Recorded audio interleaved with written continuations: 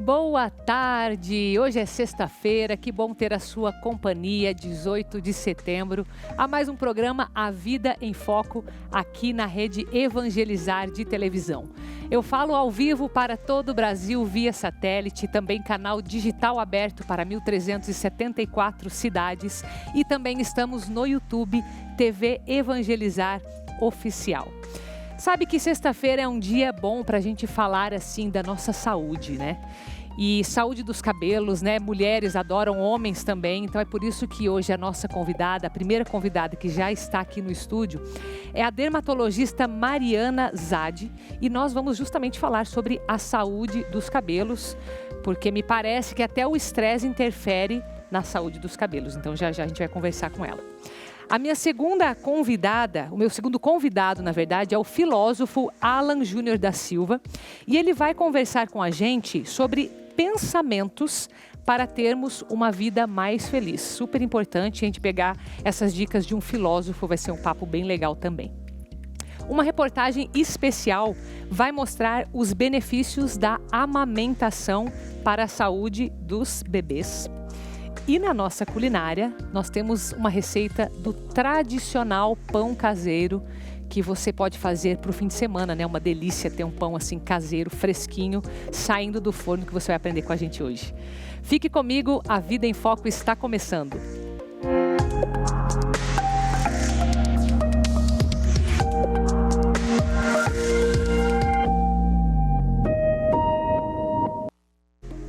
Vamos falar então sobre a saúde dos cabelos. Estou com um pouco de medo, confesso, porque ouvi dizer que estresse pode causar cabelo branco. Vamos descobrir, será que eu sou estressada hoje, doutora Mariana? Tudo bem? Olá, Carol. Seja bem-vinda, viu? Obrigada. Eu que agradeço aqui a sua presença. Vamos falar então da saúde dos cabelos? Eu estou vendo que você não tem cabelos brancos. Mas tem a ver mesmo essa história do estresse? Eu estou fazendo uma brincadeira, mas já me falaram essa história, que geralmente quem é estressado tem cabelo branco, tem queda de cabelo. Quais que são as relações que a gente vê entre saúde emocional, né, ou instabilidade emocional, com os cabelos? Então, começando pelos cabelos brancos que você perguntou antes, né? Uhum. Até no início desse ano, é muito interessante, coincidentemente, se perguntar isso. No início desse ano, saiu um estudo numa grande revista internacional e vendo que realmente tem uma relação, sim. Então, o estresse, ele, resumidamente, ele acaba fazendo uma depressão, então uma diminuição das células que tingem o pelo. Então, realmente, o estresse pode, sim, antecipar aí o aparecimento dos fios brancos na cabeça. E fora essa parte dos fios brancos mesmo, você comentou também sobre queda de cabelo, o estresse é um dos grandes causadores, sim, de queda de cabelo, tá? Não é a única coisa, mas basicamente o nosso ciclo do cabelo tem algumas fases, uma fase de crescimento e depois uma fase de repouso, e essa fase de repouso dura em torno de uns 3 meses, e depois os nossos cabelos caem, que são os fios que a gente vê todos os dias. E o estresse pode ser um desencadeador para que os fios que estavam na fase de crescimento entrem antes nessa fase de repouso e depois de um período vai cair, sim. Ah, então se a gente... Veja se meu raciocínio está certo, então.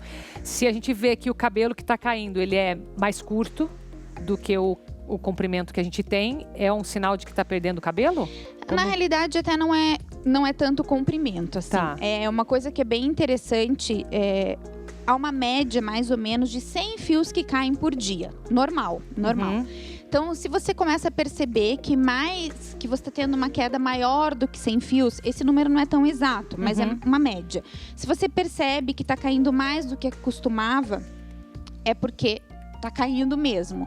E normalmente, quando a gente fala em queda de cabelo, o cabelo ele cai inteiro, da raiz. Até alguns pacientes... Então você consegue ver a raiz do cabelo. Alguns pacientes comentam assim que tem uma bolinha como se fosse de gel na ponta do cabelo. E se você não percebe isso, às vezes tá tendo uma quebra do cabelo, que pode ser por química e tudo mais. Mas a queda de cabelo, ele cai inteiro. Então, na realidade, não é em relação ao comprimento. Você vai perceber de acordo com o que você estava acostumada. Se você acha que está caindo mais do que você estava acostumada, provavelmente está caindo sim. E o estresse pode ser um dos causadores dessa queda de cabelo. E outros fatores também influenciam nessa queda, né? Sim. A alimentação, por exemplo? A alimentação no sentido se você está com alguma deficiência, né? De algum nutriente, tá. se você está com uma anemia, deficiência de algumas vitaminas, isso sim pode provocar queda de cabelo. Outras doenças, alterações da tireoide, uma cirurgia que a pessoa tenha passado num período. E, de novo, o estresse importantes da vida da pessoa. Normalmente, quando a gente fala do estresse, não é o estresse do dia a dia. Não é assim, ficar chateado com as coisas. Isso não faz cair o cabelo. Normalmente não. Nem se a pessoa é assim a vida inteira. Exatamente. São estresses um pouco mais marcantes que a pessoa passou. Um exemplo agora, a pandemia. Então, o período da pandemia, muitas pessoas perderam emprego, pessoas perderam entes queridos. Muitas pessoas até não tiveram esse tipo de estresse, mas não conseguiram lidar muito bem com o período de isolamento. Então, houve um estresse maior e esse estresse da pandemia, sim, pode refletir e provocar queda de cabelo. E aí, uma vez que ele provoca essa queda, isso pode ser revertido ou não? Sim, normalmente as quedas de cabelo agudas, por mais desesperadora que possam ser para a pessoa que está tendo, elas tendem a ser temporárias. Então, normalmente, a queda de cabelo ela acontece em torno de uns 3 meses depois do episódio do estresse. Então, não é eu sofri um estresse hoje, semana que vem meu cabelo caiu. Tá. Normalmente, é uns 3 meses depois. Então a pessoa não relaciona mesmo, porque 3 meses depois vai lembrar, será? Normalmente, a gente busca isso nas consultas. Entendi. E muitas vezes a gente consegue relacionar, porque normalmente, como eu disse, é um estresse diferente, não é o estresse do dia a dia. Então, as pessoas às vezes sabem. Tá. E por mais desesperador que seja, que realmente o cabelo tá caindo, a pessoa vê e acha que vai ficar careca, essa queda ela tende a ser temporária. Assim como ela vem depois de uns 3 meses, ela tende a durar também uns 3 meses. E o cabelo costuma se recuperar sozinho. Muitas vezes não precisa nem de tratamento, ele vai se recuperar sozinho. Mas claro, essa queda está durando mais tempo. Passou 3, 4 meses, às vezes até 6 meses, não recuperou, daí sim vale a pena procurar um dermatologista. Às vezes a gente tem que investigar outras causas, porque às vezes pode não ser relacionado ao estresse, pode ter alguma outra causa perpetuando essa queda. Tá.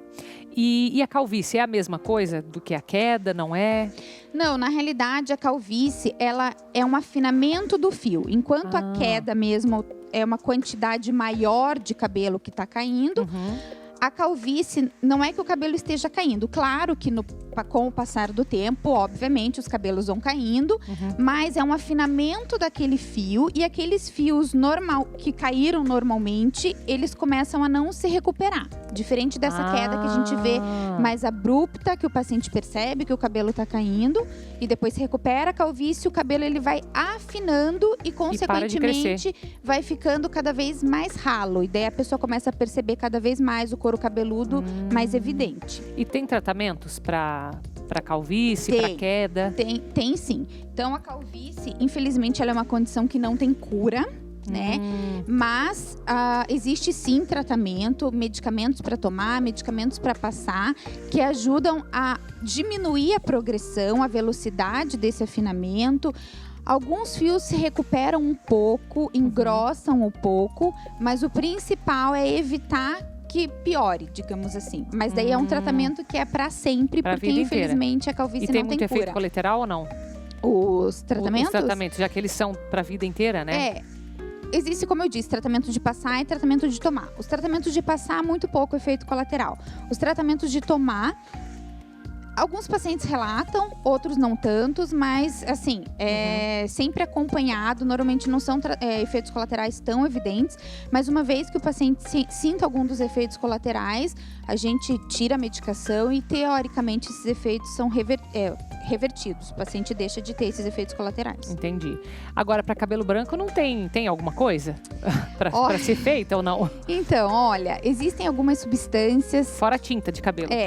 Existem algumas substâncias para se passar como se fossem medicamentos, mas assim, não existem estudos que realmente essas substâncias funcionam. Então, eventualmente o paciente quer tentar, dá para tentar, mas sem criar muita expectativa. Não é uma coisa assim, é um super tratamento para isso, não. Até porque acho que tem muita gente que adere mesmo à coloração e Exatamente. Agora tá na moda ficar cabelo branco. Eu não pintei meu ainda não, tô cheia de branco mesmo, gente. Eu tô fazendo piada, mas é verdade que eu tô cheia de cabelo branco. Tem algum outro tipo de problema que você vê com o cabelo ou até no couro cabeludo que é relacionado a estresse emocional, alguma coisa assim? Por exemplo, caspa, essas coisas, dermatite, não sei. Isso, boa pergunta. A dermatite seborreica, que é o nome técnico da caspa, sim, também é uma coisa que pode piorar com o estresse. Então, também é uma outra condição que é crônica. O paciente tem e não tem cura, mas tem períodos de melhora e tem períodos de piora. Então, ele não tem cura também. Não tem cura, mas tem controle. Isso, tem controle e vai ter períodos de melhora e muitas vezes o paciente fica durante bastante tempo sem ter uma crise, sem ter essa descamação no couro cabeludo. E um dos fatores que piora também a dermatite seborreica é o estresse. Olha lá, tá vendo? Não só o estresse. Tudo vai no cabelo, gente. O frio, o banho quente também piora. Então, assim, aqui em Curitiba é uma condição bem propícia para ter períodos de piora da dermatite seborreica. E existem outras doenças do cabelo menos frequentes. Por exemplo, a alopecia areata é uma doença onde o paciente perde cabelos em placas, áreas que fica sem cabelo. Então, como se fossem áreas peladas, assim, no couro cabeludo. O estresse, ele pode ser um fator desencadeante. Pode não ser, mas ele pode ser um fator desencadeante dessa outra condição, que é bem menos frequente. A principal é essa queda de cabelo que as pessoas se queixam. Meu cabelo tá caindo, horrores. Acho que uma boa além de tratar, né, vai no dermatologista, você também se torna uma pessoa mais calma, que eu acho que é a melhor coisa para aliar ao tratamento. Mariana, muito obrigada. Seu Facebook é Zade e Maluf e você também está no Instagram? Isso. Clínica Zade e Maluf. Isso mesmo. Muito obrigada, viu? Obrigada, Carol. Agora você vai ver como que a amamentação, você já sabe, tem vários benefícios, mas é bom que a gente estude um pouco a respeito, porque tem realmente muitos benefícios para os bebês. Vamos ver. A Clarice tem menos de um mês e já recebe o melhor alimento do mundo. A Elisana, que é mãe de primeira viagem, nunca teve dúvidas de que iria amamentar a filha. Quando eu pensava em ter filhos, era uma coisa que eu já queria, tanto pelo vínculo quanto por proporcionar esse alimento para ela, né? Por saber que é um dos alimentos mais importantes, né? Que tem mais nutrientes. E não existe mesmo outro alimento igual. Essa pediatra explica que a composição do leite materno é impossível de copiar. O leite materno tem uma composição que é única. A indústria nos ajuda em situações onde as mães não conseguem amamentar, mas a indústria usa como modelo de padrão, o padrão ouro do alimento adequado para a criança no primeiro semestre de vida é o leite materno. Então eles estudam os componentes, eles estudam todos os nutrientes que tem ali e tenta-se fazer uma cópia para fazer algo que seja o mais parecido possível. O bebê deve ser alimentado exclusivamente com leite materno até os 6 meses de idade, mas a mãe pode continuar amamentando a criança até os 2 anos. Os benefícios são muitos, tanto para a mãe quanto para o bebê. Ajuda a criança no sistema imunológico, ajuda no aconchego, no olho a olho, no sentimento de amor que essa mãe vai desenvolvendo com a criança, no contato pele a pele, no desenvolvimento da microbiota.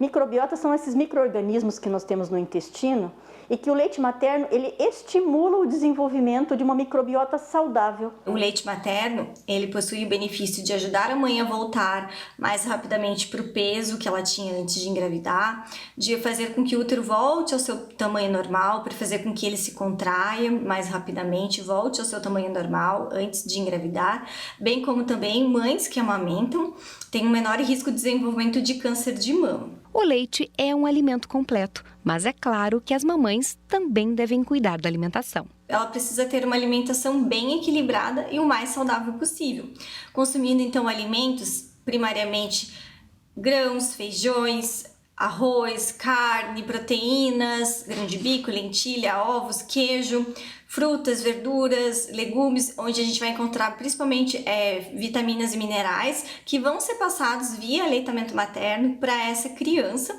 Nunca pensando em fazer uma dieta de restrição, porque o leite materno faz com que o corpo gaste muita energia, então para isso a mãe precisa realmente ter uma alimentação bem equilibrada, variada, para suprir realmente todas essas necessidades e não haver deficiências vitamínicas. A boa notícia é que os índices de aleitamento materno estão aumentando no Brasil. Mais de 45% das crianças recebem amamentação exclusiva e 53% continuam sendo amamentadas no primeiro ano de vida. O leite materno é tão importante que só neste ano pode evitar a morte de milhares de crianças. Essa mortalidade infantil, né, a faixa etária mais preocupante é justamente no componente neonatal, ou seja, esses primeiros dias, esses bebês que nascem prematuros, que são acometidos de infecções, de diarreias, que podem causar a morte, assim como a desnutrição também. Então, o aleitamento materno, ele seria considerado a chave de ouro para a diminuição desses índices de mortalidade. Mas é claro que não podemos esquecer que muitas mães não podem amamentar. É aí que entram os bancos de leite, uma rede que beneficia os bebês prematuros. O Brasil detém a maior rede de bancos de leite humano do mundo. São 222 bancos de leite, 200 postos de coleta, dentro do SUS, do Serviço Único de Saúde. Então, todo esse trabalho ele acontece de forma gratuita para toda a sociedade, independente que essa mulher tenha tido parto num hospital público ou num hospital privado. A Nayara faz parte dessa rede de solidariedade. Mãe de 2 meninas que ainda são amamentadas, faz questão de doar.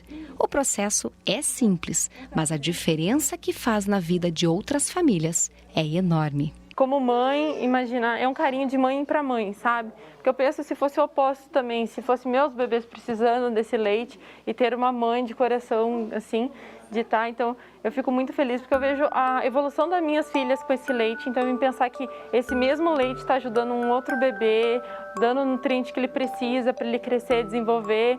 Ai, é uma emoção assim maravilhosa, sabe?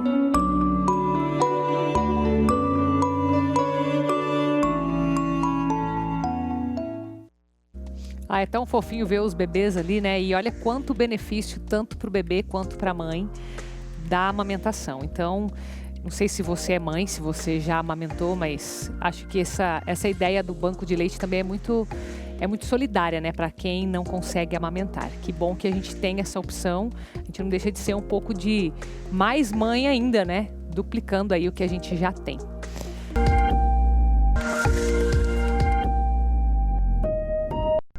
Voltamos com o programa A Vida em Foco dessa sexta-feira, dia 18 de setembro.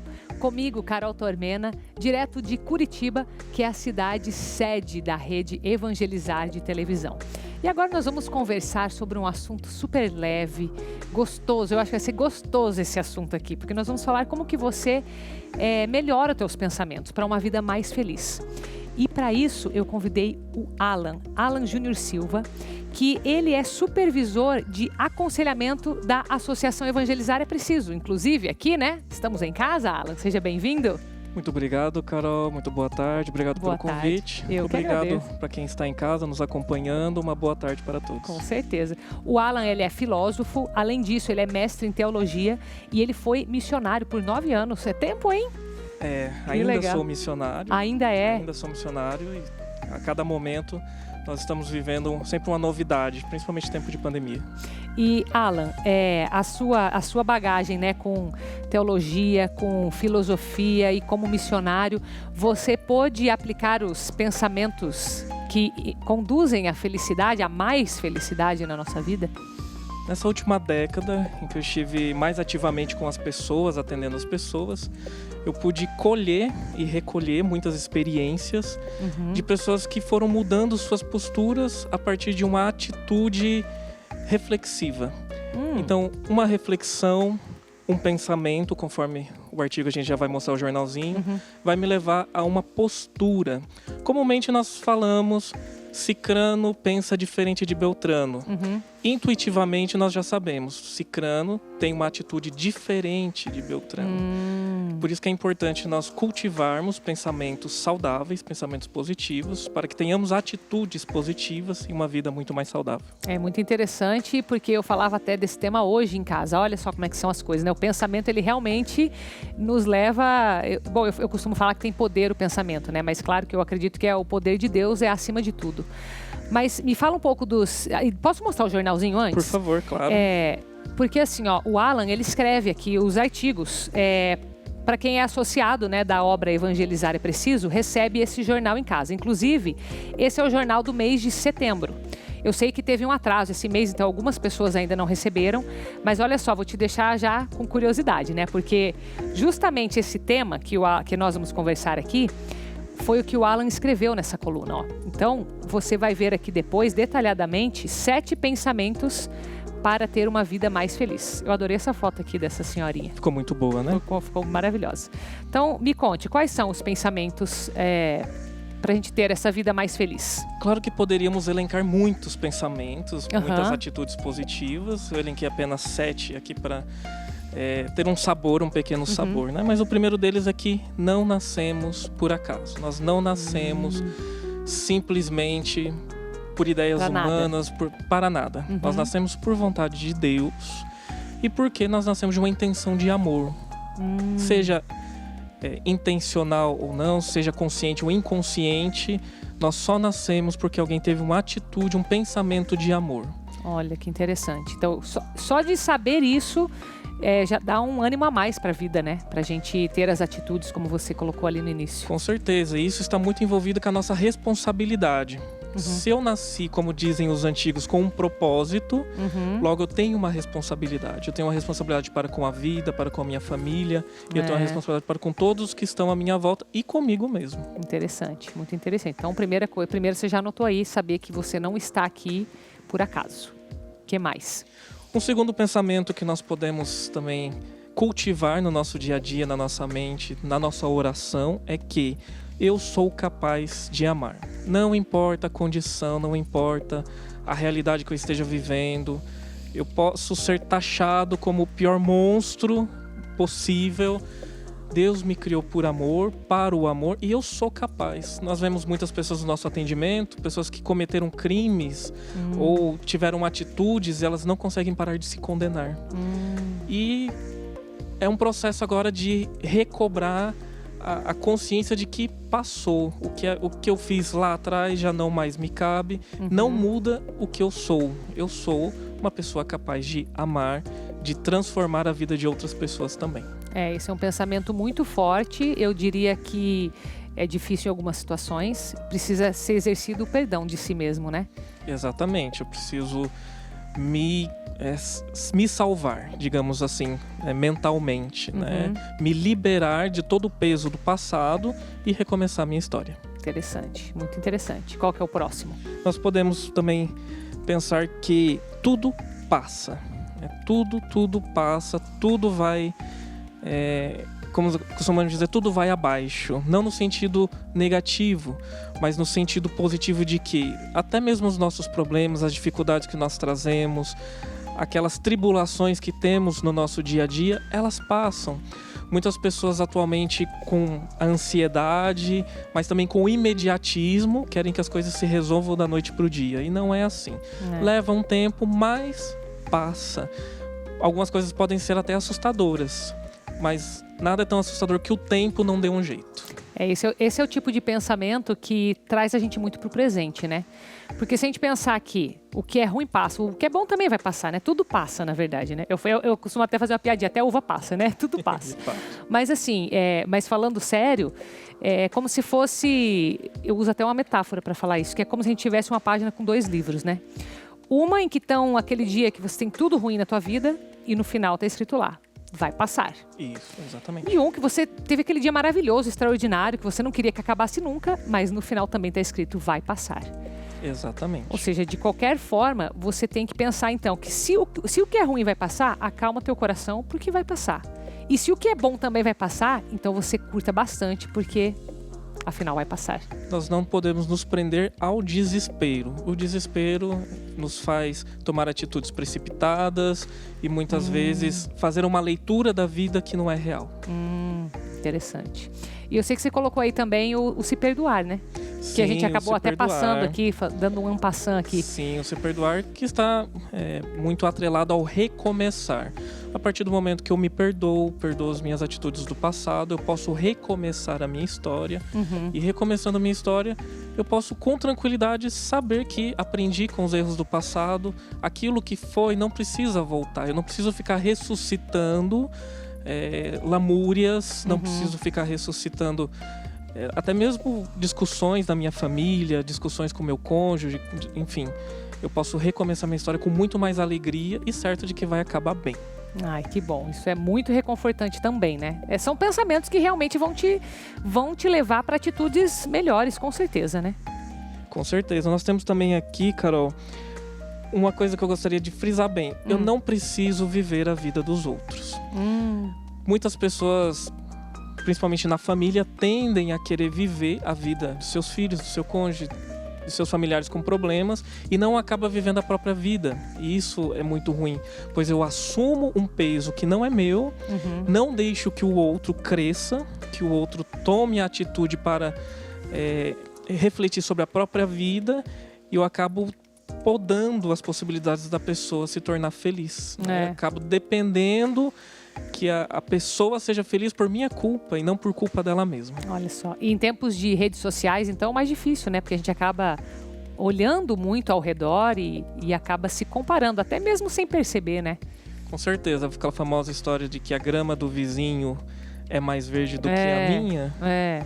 Acontece. É isso aí. É evitar de se comparar, né? Tem mais algum pensamento pra gente fechar? Pois bem, eu terei a minha recompensa. É comum vermos pessoas que plantam o bem, colherem o bem.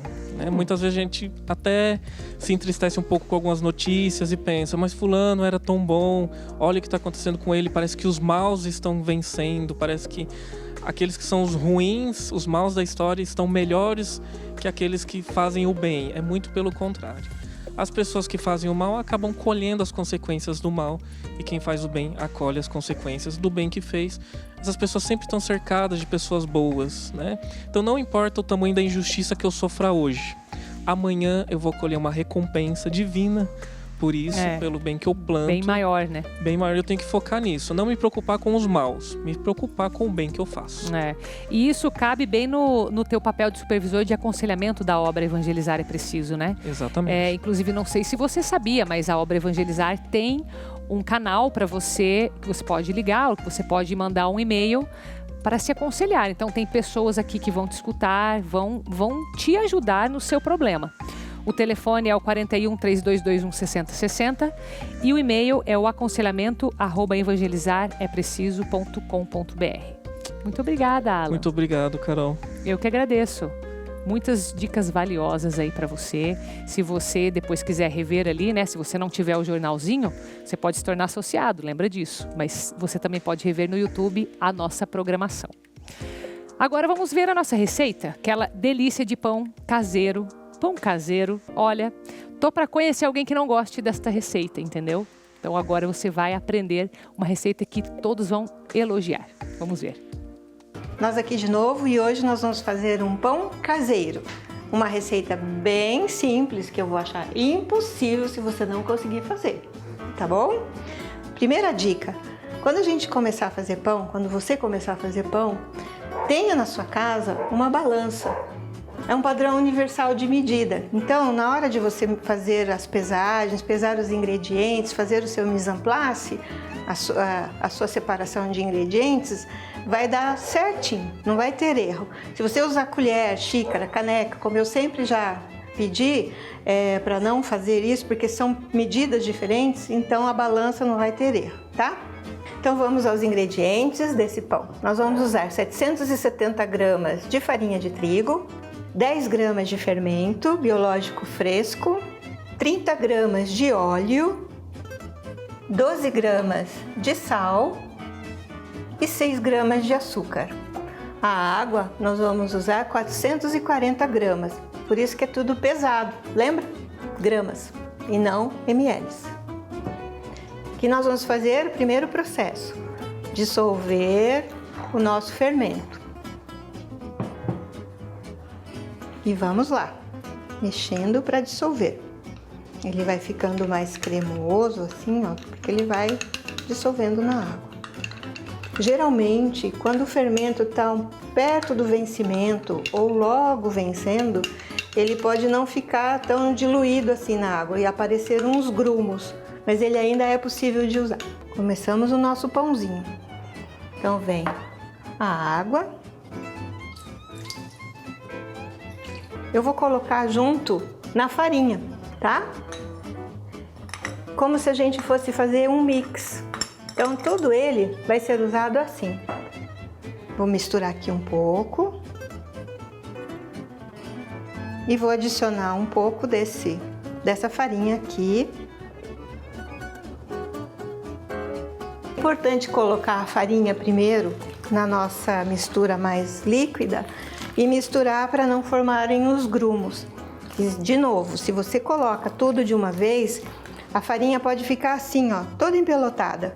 E daí dificilmente você vai conseguir diluir esses grumos da farinha na sua massa. Ela vai ficar uma massa mais enrugadinha, mais cheia de voltinhas e vai precisar de muita sova para poder incorporar. Então aqui, agora eu vou adicionar o nosso óleo. Vocês viram que esse pão aqui não vai leite e nem vai ovos. Aos poucos, misturando e trabalhar a nossa massa. Eu vou colocar então agora o nosso pão na bancada. Vou tirar esse bacião daqui. E olha só, não fica uma massa seca, né? Vamos sovar um pouquinho. Eu vou pegar um pouquinho de farinha só para não ir grudando muito na minha mão, tá? A nossa massa já está pronta e nós vamos dividi-la em duas partes iguais e vamos deixar descansar. Vamos fazer as bolinhas que eu ensinei, né? Já numa outra receita. Isso se chama bolear. Nós vamos fazer esse pão daquele jeito enroladinho, igual a nossa mãe, a nossa avó fazia. E daqui a pouquinho a gente volta a mexer nessa massa para a gente modelar, tá legal? Nós vamos começar a abrir a massa. Então, da parte mais fina, não tem muito segredo, tá, gente? Se eu abrir a parte maior da parte... Não, isso aqui você pode fazer até na mão, tá? E é importante que você faça o seguinte, enfarinhe a sua bancada, para a hora que você abrir a massa, ela não grude na hora de você enrolar o seu pão. E como ela tá meio úmida assim, é possível jogar um pouco de farinha também. Então vamos lá. Assim.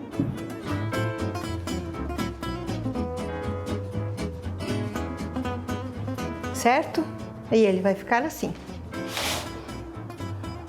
Só um pouquinho. E lá, olha lá, a dobra para baixo, tá bom? A mesma coisa com esse, a dobra para baixo. Eu vou deixá-lo crescer, vai demorar mais ou menos 40 minutos, 1 hora. E como eu já disse, às vezes, se o tempo estiver mais frio, vai demorar o pão para crescer mesmo. Não vai ter outro jeito, então vai ter que ter paciência. Vamos passar de novo uma gema para ele dar uma douradinha e já levar para o forno. Ele vai assar a 180 graus, que é o teu forno médio, provavelmente aí na tua casa. Um pão muito simples e muito fácil de fazer.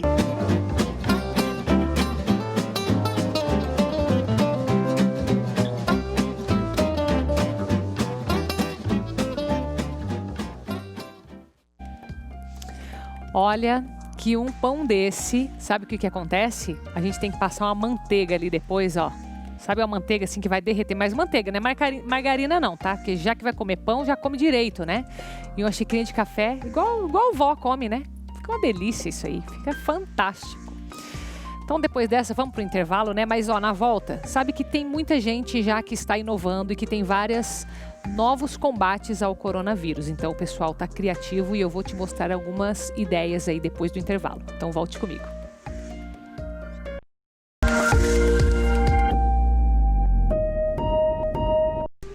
Que bom ter essa companhia sua nessa sexta-feira, dia 18 de setembro já. E eu falo aqui de Curitiba para todo o Brasil, ao vivo, aqui em Curitiba, na sede da Rede Evangelizar de televisão. Agora vamos olhar algumas iniciativas que estão sendo feitas, novas iniciativas, em combate ao coronavírus. Uma delas foi feita pelo pessoal de Maringá, empresários dessa cidade, fica lá no noroeste do Paraná, que criaram uma caixa capaz de eliminar vírus e bactérias através da luz ultravioleta. Vamos ver. Alexandro Montanha é empresário na área de tecnologia em Maringá, no noroeste do Paraná. Com a chegada da pandemia, ele e outros 7 profissionais foram em busca de alternativas para ampliar o combate ao novo coronavírus. Eles queriam desenvolver algo que pudesse trazer mais segurança para as pessoas. Já temos, a proteção da máscara, do álcool, mas muitas vezes isso não se aplica a determinadas coisas, e determinados objetos.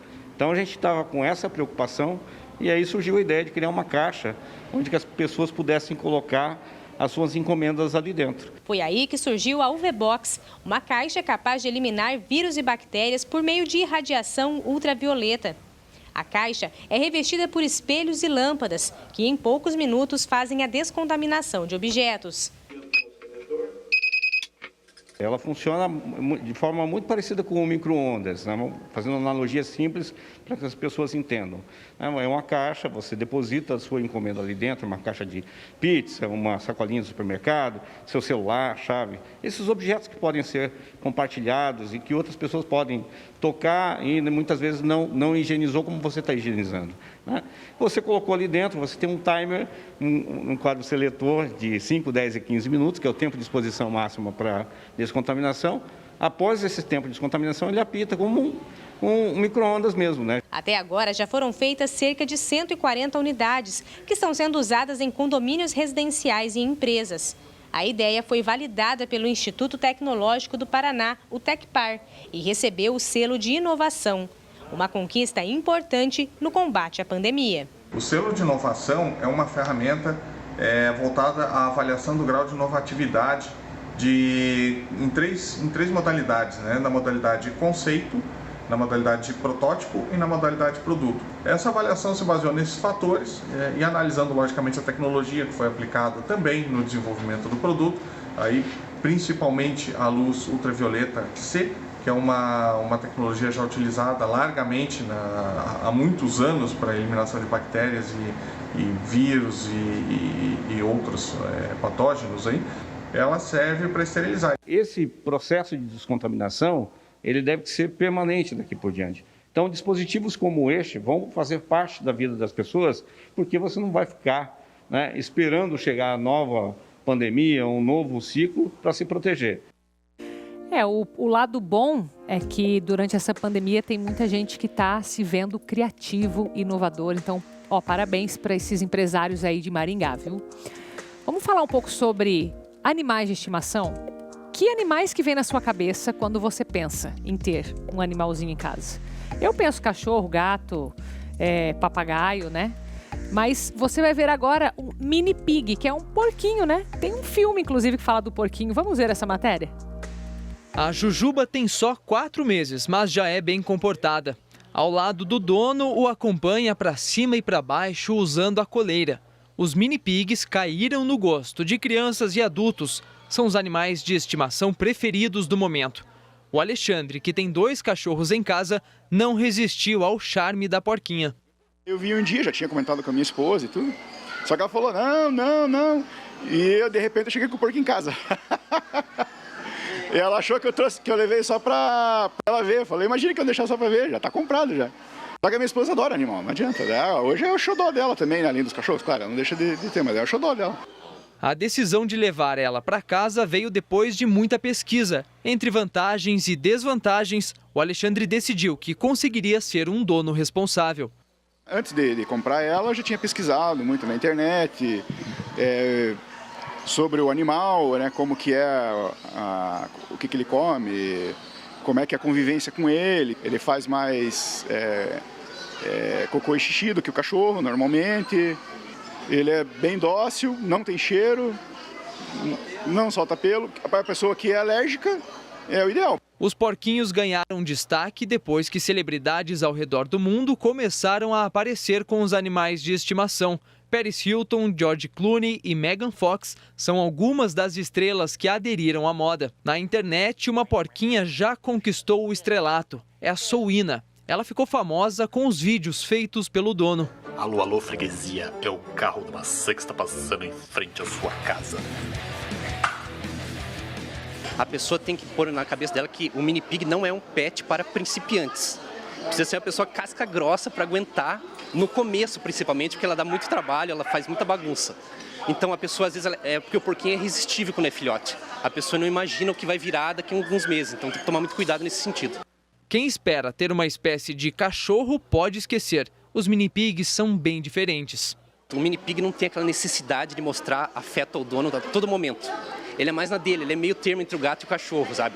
Não é tão distante quanto o gato, mas também ele não fica todo o tempo no pé do dono, querendo abanar o rabo, essas coisas. Mas é importante lembrar que os cuidados com os mini pigs devem ser redobrados.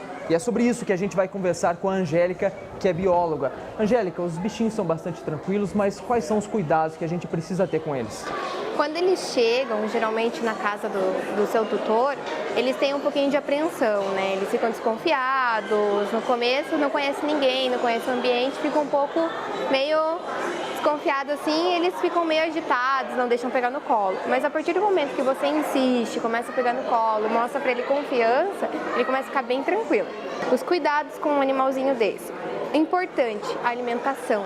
Né? Você não pode sair dando qualquer coisa só porque é um porquinho, né? Não pode sair dando qualquer coisa, vou dar fruta, verdura, legumes, tudo de uma vez, achando que ele precisa só disso. Não é verdade. Comendo, chega a que tamanho, eles chegam a que peso? Eles podem chegar de 40 até 50 quilos, né? E podem chegar de 30 a 40 centímetros. Então assim, 40 a 50 quilos é um animal grande? Para a espécie deles, não. Se você for considerar um porco de verdade, é bem maior.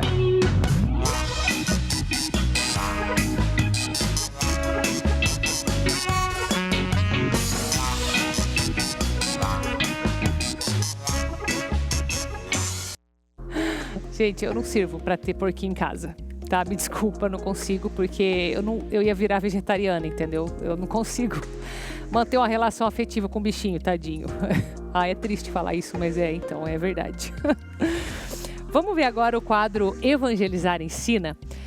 Hoje você vai ver como que é variada a nossa composição étnica no Brasil. Olha só que legal. Pode rodar o VT. Só um pouquinho que já vem o VT, tá bom? Esculturas gigantes? Então vamos ver esse VT especial sobre esculturas gigantes. Foi brincando de super-herói que o Lucas desenvolveu ainda na infância seu lado artístico. Gostava bastante de super-herói e tudo começou ali quando a gente tentava replicar as fantasias, usando papelão, pedaço de pano, até roupa velha, essas coisas aí. Sempre teve assim, uma aptidão para pintura, era perfeita as pinturas dele, desde trabalhinho de creche. Nossa, foi assim, os próprios brinquedos dele, ele confeccionava. Com o passar do tempo, o que era um hobby virou profissão. Na região onde ele mora, perto de Astorga, no noroeste do Paraná, o primeiro a dar um voto de confiança, ainda meio com o pé atrás, foi o frei desta capela, a Santo Expedito. E ele pegou e falou assim, não, ok, você pode tentar fazer, mas se eu não gostar, derruba. Aí a gente pegou e apostou ali no tudo ou nada. Aí, a partir da hora que teve o aval dele, que ele gostou, aí desde então começou a abrir várias portas ali, ele deu outras oportunidades. Depois de ver o resultado, o frei virou um grande parceiro. Outro trabalho religioso feito pelo Lucas fica aqui nesta paróquia, no distrito de Içara. São 2 anjos esculpidos em cimento que ficam lado a lado com a Gruta da Imaculada Conceição. Aos poucos, o artista foi ganhando admiradores e os trabalhos começaram a aparecer junto com muitos desafios. As primeiras esculturas foram feitas em um parque aquático da região.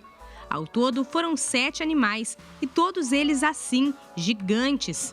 O maior deles é o gorila, que tem cerca de 5 metros. Mas também tem cavalo, onça, camelo, girafa e jacaré. Depois de aprender novas técnicas, o Lucas fez 2 dinossauros neste colégio agrícola. E a evolução do trabalho dá para perceber nos detalhes. Procurando especializar assim, em questões específicas, quanto é a parte de massa, pintura, solda. Hoje, quem ajuda no trabalho pesado é o cunhado Giovanni. Já a Ana, que é a namorada, divulga os trabalhos nas redes sociais. Mas lá no início, quem deu aquela força mesmo foram os pais. O recurso mesmo era próprio e sempre acabava a gente ter que custeando, né? E aí a dívida dele foi ficando bem alta, o pai dele comprou os primeiros materiais para ele, né?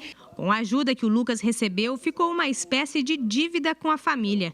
E aí, eles encontraram uma forma de acertar as contas. Como vai cobrar dele, né? Mas também a gente não pode dar de graça, né? É uma motivação para ele.